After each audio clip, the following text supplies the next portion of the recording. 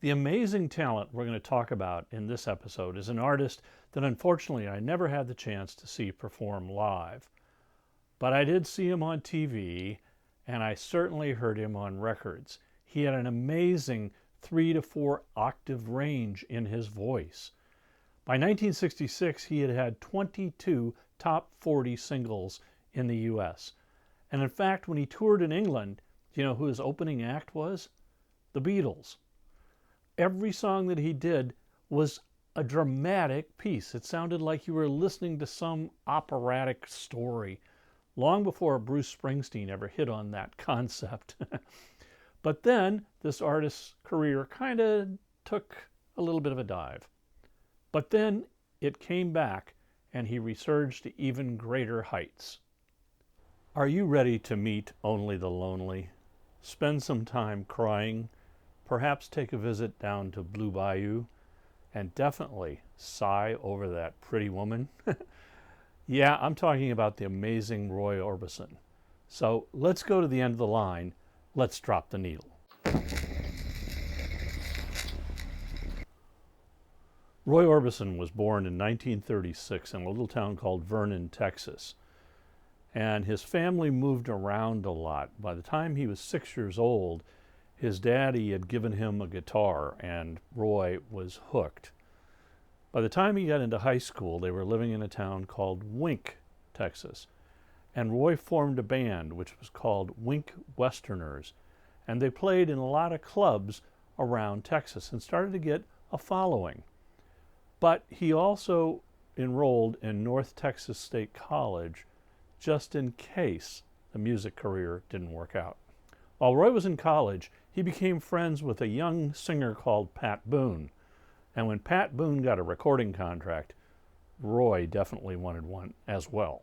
Now, as fate would have it, Johnny Cash was touring around Texas, and he met the young Roy Orbison, and he was impressed with him. And he said, "You should go to Memphis and talk to Sam Phillips at Sun Records and tell him that he should give you a contract." So the way the story goes, that's what Roy did, but the way he stated it to Sam Phillips didn't go down so well. And Sam said, "Johnny Cash does not decide who gets to be on Sun Records," or something like that. So he didn't get the contract. The Wink Westerners changed their name in 1956 and became the Teen Kings, and then they recorded a song called Ooby Dooby. Well, up in Memphis at Sun Records, when Sam Phillips heard Ooby Dooby, he decided to offer the Teen Kings a recording contract. Phillips then had the Teen Kings come up to Memphis to re-record Ooby Dooby in Sun Studios. And it sold a few hundred records, but things were souring between the band and Phillips. So they left Memphis and returned home. And in fact, Roy Orbison decided to leave the music business, but it was only for a very short period of time. Later in that year, Roy moved his young family to Nashville, and he decided he would record some songs there, and he did, but none of them really caught any attention. So he kept working on his songwriting, and his songs started to become more dramatic and more operatic. And then in 1960, he recorded the hit, "Only the Lonely Know the Way I Feel." It shot all the way up to number 2 in the US and number 1 in the UK. But it was his next song that really caught everybody's attention. It was a song called "Running Scared." And in it, there is a very high note towards the end of the song that Roy figured the only way he could hit that note was by going into a falsetto voice. So they recorded it that way. But Roy didn't like it, so he wanted to do another take. And on this take, he did not go into the falsetto. He kept his normal voice, but still naturally hit that very high note. Apparently, everyone in the studio was stunned. The song "Running Scared" hit number 1 in the US and number 9 in the UK. Now Roy was on a roll. His next song was "Crying." It reached number 2. Then "Dream Baby, How Long Must I Dream?" Then came "In Dreams" and "Blue Bayou." In 1963, Roy was on a tour of the UK, and it had been set up so that his opening act would be the Beatles. But of course, this was right as Beatlemania was really going crazy. And Roy very quickly understood that he should be the opening act and then the Beatles should be the headliner. So they kind of reversed positions on the stage. But the way the story goes is that Roy was such a big hit in England that when he would finish his set, there'd be standing ovation and he'd come back to do an encore. And then there'd be another one and he'd come back and do another encore. And then there'd be another one. And this was going on and on. And of course, the Beatles wanted to get out and play. So there even is a story that I've heard where John Lennon physically restrained Roy from going on stage and said, "That's enough, Roy." Now, while on that tour, Roy apparently left his glasses on an airplane. So he went on stage that night wearing his sunglasses.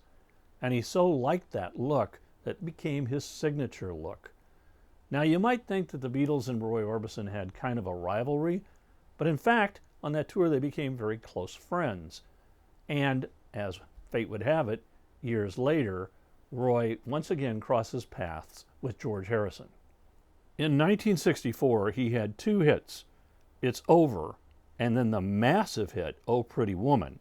Now, this song sold over 7 million copies. Yes, the British invasion of rock and roll in the States was in full swing, but every time an act came over or recorded a song to go on American radio, they had to contend with one Texas boy who still also dominated the radio, Roy Orbison. But with all of his successes, Roy's life had some real tragedies in it. In 1966, he and his wife Claudette were both avid motorcycle riders, and they were out riding one day, and she was involved in a horrific accident and killed. To take his mind off of that grief, Roy decided that he would write the music and star in a film that you've probably never seen. It's called Fastest Guitar Alive. But the film went nowhere. Roy continued working very hard and did another tour in England. But while he was on this tour in England, he received word that his home in Tennessee had caught fire and his two eldest sons had perished. In the 1960s, Roy Orbison was certainly a musical force to contend with. But by the 70s, things were really starting to cool off. He continued to record, but nothing really hit. Then in 1977, Linda Ronstadt recorded Roy's song, "Blue Bayou," and it became a huge hit for her and drew attention back to Roy Orbison. In the 1980s, Roy's career started to make a resurgence. First, Don McLean recorded "Crying," and it became a big hit for him. And then in 1982, Van Halen did a version of "Oh Pretty Woman." And then the film Blue Velvet came out, and it featured Roy's song, "In Dreams." In 1987, Roy Orbison was inducted into the Rock and Roll Hall of Fame by none other than one of his biggest fans, Bruce Springsteen. Just a little bit later, Springsteen got together with Orbison again, this time in Los Angeles, and HBO was just beginning to make a dent in cable TV, so they decided to record a Roy Orbison concert that featured not only Roy, but a whole guest of artists, and Springsteen was there as well, and it was called Roy Orbison and Friends, A Black and White Night. And this is my copy of it. It came out on home video and also on Laserdisc, which this is. If you can find this online, check it out. It was a great concert. Besides Roy, the guest artists include Jackson Browne, T-Bone Burnett, Elvis Costello, K.D. Lang, Bonnie Raitt, Stephen Soules, J.D. Souther, Bruce Springsteen, Tom Waits, and Jennifer Warnes. And the band is made up of James Burton on guitar, Glenn D. Harden on piano, Jerry Schreff on bass. Now, you might remember these guys. They were part of Elvis's band. Anyway, like I said, it's a great concert.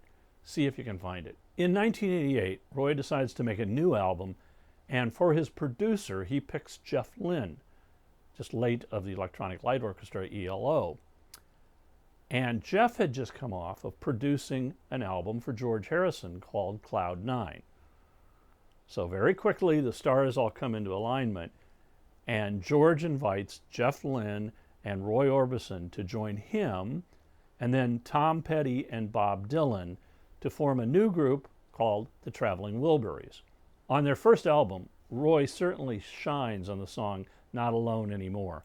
But I'm not really going to get into the Traveling Wilburys in this episode because there's enough there that they deserve their own episode. In November of 1988, Roy and Jeff finally released that album they started to work on. It's Roy's 22nd studio album, and it's called Mystery Girl. Great songs include the hit You Got It, A Love So Beautiful, California Blue, She's a Mystery to Me, The Comedians, and Careless Heart. The album was a big hit for Roy. It reached number 5 in the US and number 2 in the UK. And just a month after Mystery Girl was released, Roy Orbison suffers a heart attack and dies at the age of 52. It's sad when you think about all the great music that he could have created with or without the Wilburys.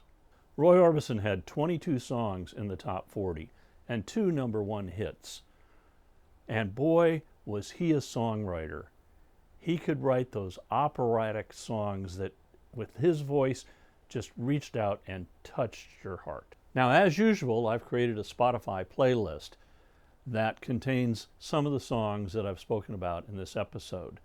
Here's the link for it, and I'll also put it in the comments down below so that you can be reminded of what a great talent Roy Orbison was.